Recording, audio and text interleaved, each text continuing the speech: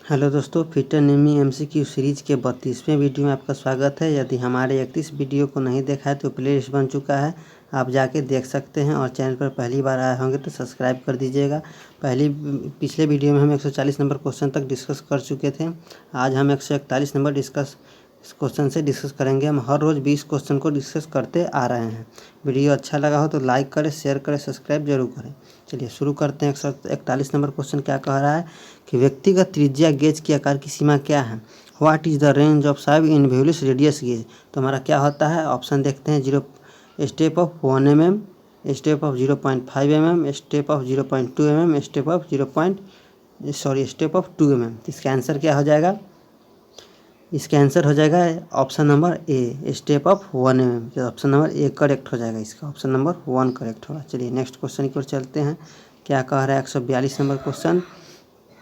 142 number question हमारा क्या कह रहा है, इसको देखते हैं कि क्या कह रहा है कि शाफ्ट के बाहरी व्यास और स्वीकार्य साइज की जांच करने के लिए किस गेज का प्रयोग किया जाता है। तो ये हमारा कौन सा गेज है, ये जो दिया गया है ये कौन है।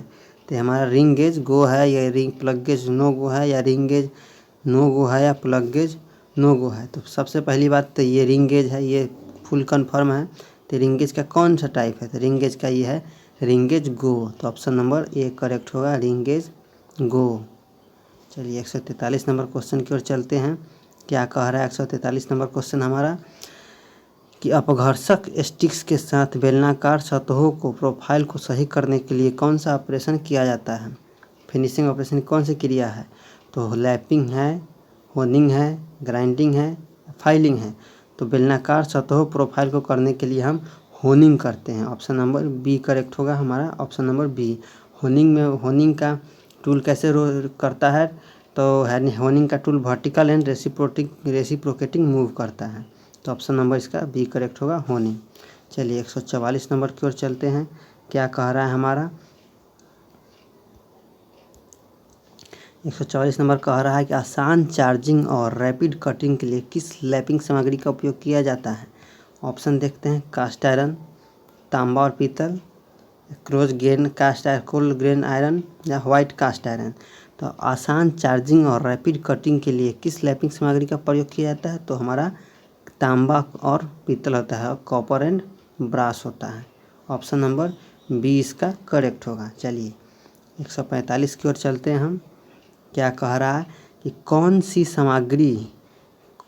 लैप सामग्री महंगी है और अगर ख़राब हो जाए तो इसका विस्तार किया जा सकता है। ऑप्शन देखते हैं। पीतल, कास्ट आयरन, लीड, या कांसा। फिर से क्वेश्चन एक बार बताते हैं कि कौन सी लैप सामग्री महंगी है और अगर ख़राब हो जाए तो इसका विस्तार किया जा सकता है। तो हमारा कौन सा हो जाएगा, हमारा लीड होगा। ऑप्शन नंबर सी करेक्ट होगा, हमारा लीड होगा। चलिए नेक्स्ट क्वेश्चन 146 नंबर देखते हैं। क्या कह रहा है कि कठोरीकृत स्टील और भारी ब्लॉक को हटाने के लिए किस प्रकार का अपघर्षक सामग्री का उपयोग किया जाता है। ऑप्शन देखते हैं। Silicon carbide, aluminium oxide, boron carbide, या डायमंड। तो हमारा कौन सा हो जाएगा, तो हमारा हो जाएगा silicon carbide. Option number A correct हो जाएगा, सिलिकॉन कार्बाइड। फिर से बताते हैं इसको कि कठोरीकृत स्टील और भारी स्टॉक को हटाने के लिए किस प्रकार की अपघर्षक का एब्रेसिव का प्रयोग किया जाता है। तो हमारा सिलिकॉन कार्बाइड हो जाएगा, ऑप्शन नंबर 1 करेक्ट हो जाएगा, ऑप्शन नंबर ए। चलिए 147 नंबर की ओर चलते हैं। क्या कह रहा है कि कौन सा अपघर्षक डाई और गेज की लैपिंग के लिए उपयोग किया जाता है। कौन सा अपघर्षक डाई और गेज की लैपिंग के लिए किया जाता है। तो पिछले वीडियो में हम जान चुके इसका हम बोरान कार्बाइड करते हैं, बोरान कार्बाइड से करते हैं लैपिंग।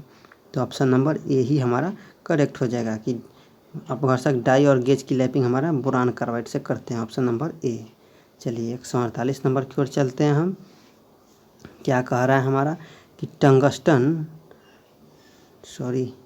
टंगस्टन कार्बाइड के लैपिंग के लिए प्रयुक्त सभी अपघर्षक पदार्थों में सबसे कठोर कौन सा होता है। ऑप्शन देखते हैं। यहाँ सिलिकॉन कार्बाइड है, इसका ऑप्शन ऊपर दिया गया है। बोरान कार्बाइड, हीरा और एल्युमिनियम। तो टंगस्टन कार्बाइड की लैपिंग के लिए प्रयुक्त सभी अपघर्षक पदार्थों में सबसे कठोर हमारा हीरा होता है, डायमंड। तो इसका आंसर हमारा सी हो जाएगा, करेक्ट हो जाएगा। इस क्वेश्चन एक बार और हम दिखा देते हैं आपको।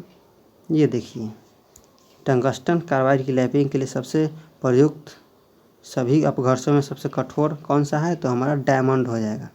तो हमारा डायमंड हो जाएगा ऑप्शन नंबर सी।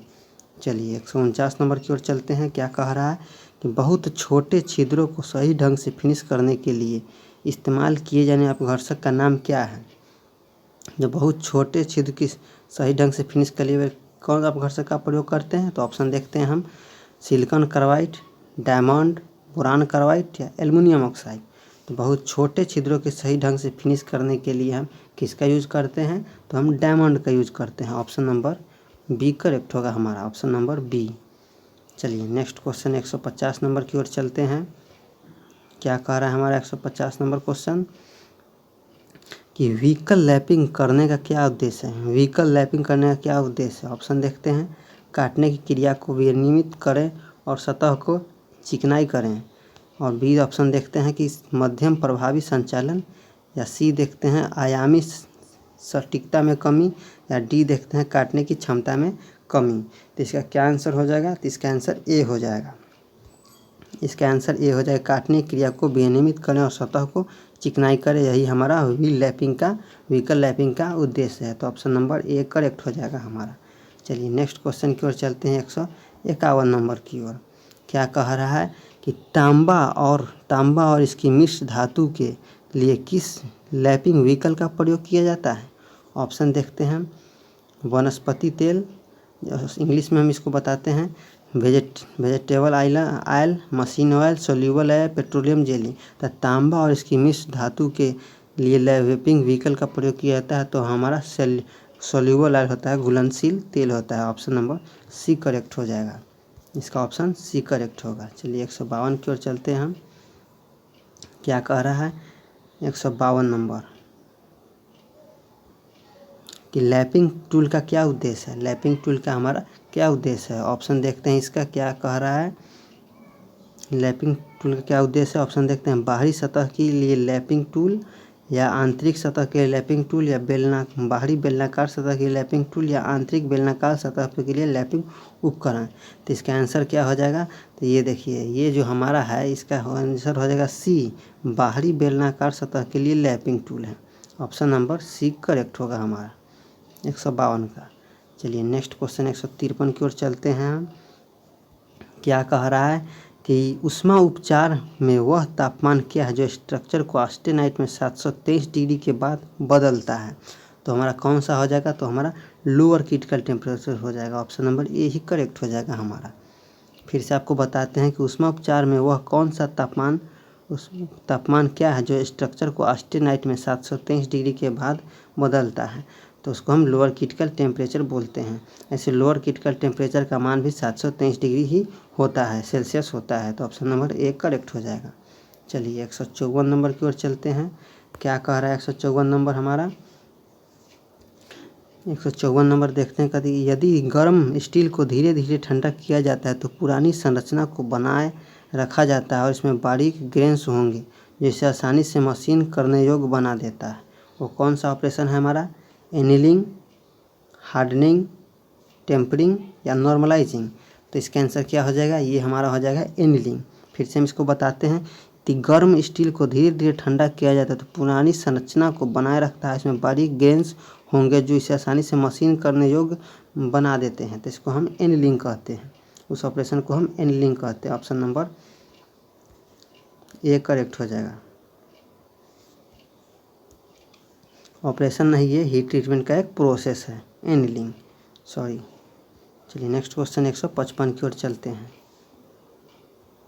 क्या कह रहा है 155, क्या कह रहा है कि एक नई संरचना बनाने के लिए तेज़ी से ठंडा होने वाले गर्म स्टील का क्या नाम है, फेराइट, ऑस्टेनाइट, मार्टेनसाइट या पियरलाइट।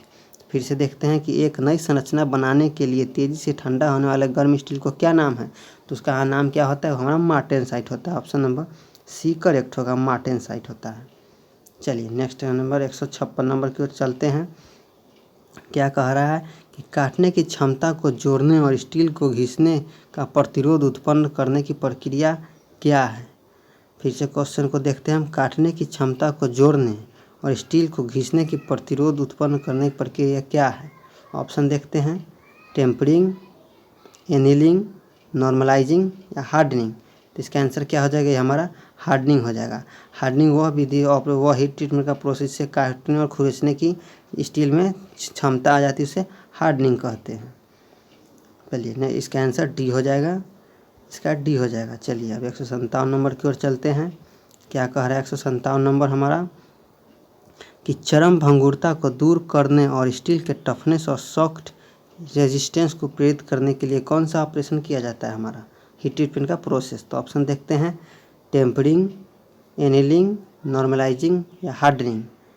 तो इसका क्या आंसर हो जाएगा, ये इसका आंसर हो जाएगा टेम्परिंग। टेम्परिंग हमारा आंसर हो जाएगा। फिर से बताते हैं कि कौन सा चरम भंगुरता को दूर करने और स्टील की टफनेस और सॉफ्ट इम्पेज को प्रेरित करता है, तो हमारा टेम्परिंग होता है। टेम्परिंग हम करते हैं। चलिए नेक्स्ट क्वेश्चन की ओर चलेंगे, 158 नंबर की ओर।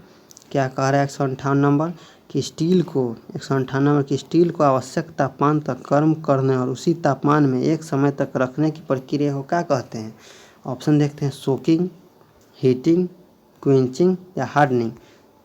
तो स्टील को आवश्यक तापमान तक गर्म करने तक उसी तापमान में एक समय तक रखने की प्रक्रिया को हम सोकिंग कहते हैं। ऑप्शन नंबर ए हमारा करेक्ट हो जाएगा, ऑप्शन नंबर ए। चलिए अब 159 नंबर की ओर चलते हैं। क्या कह रहा है 159 नंबर कि ऊष्मा उपचार प्रक्रिया में उपयोग किए जाने वाले ब्राइन सॉल्यूशन पानी, तेल, हवा का क्या उद्देश्य है। ऑप्शन देखते हैं, सोकिंग, क्विंचिंग, हीटिंग या ऑस्टेनाइट। तो इसका क्या आंसर हो जाएगा, इसका आंसर हो जाएगा हमारा क्विंचिंग। कि ऊष्मा उपचार प्रक्रिया में उपयोग किए जाने वाले ब्राइन सॉल्यूशन पानी, तेल, हवा का उद्देश्य होता है क्विंचिंग करना। क्विंच करना, ठंडा करना, उसी को कहते हैं क्विंचिंग।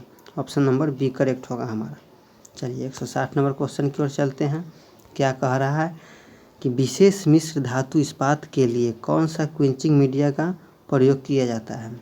विशेष मिश्र धातु मतलब एलॉय स्टील के लिए विशेष स्पेशल इंग्लिश देखते हैं कि what quenching media of used for special alloy steel. तो स्पेशल एलॉय स्टील के लिए किसका हम यूज़ करते हैं। ऑप्शन देखते हैं, ब्राइन सॉल्यूशन, पानी, तेल या ठंडी हवा। तो मिश्र धातु के एलॉय स्पेशल एलॉय स्टील के लिए हम किसके का प्रयोग करते हैं, तो कोल्ड एयर का प्रयोग करते हैं, ठंडी हवा का प्रयोग करते हैं। ऑप्शन नंबर डी करेक्ट होगा। ब्राइन सॉल्यूशन का यूज़ नहीं कर, ब्राइन सॉल्यूशन पानी और नमक का घोल होता है और कुछ नहीं होता है। तो इसका आंसर हो जाएगा डी। तो आज हम 20 क्वेश्चन को डिस्कस किए हैं 141 से 160 नंबर की ओर। अगले 33वें वीडियो में हम 161 नंबर से स्टार्ट करेंगे। तो ये था आज का हमारा 20 क्वेश्चन। तो वीडियो अच्छा लगा हो तो लाइक करें, शेयर करें, सब्सक्राइब जरूर करें। और पिछले मेरे 31 वीडियो को नहीं देखा है तो प्लेलिस्ट बन चुका है, जाके आप वहाँ देख सकते हैं। और इसरो के प्रीवियस ईयर को भी आप देखना चाहते हैं तो प्लेलिस्ट बन चुका है और धीरे धीरे वीडियो डलेगा उसमें, और एक डल भी चुका है। वीडियो देखने के लिए आपका धन्यवाद।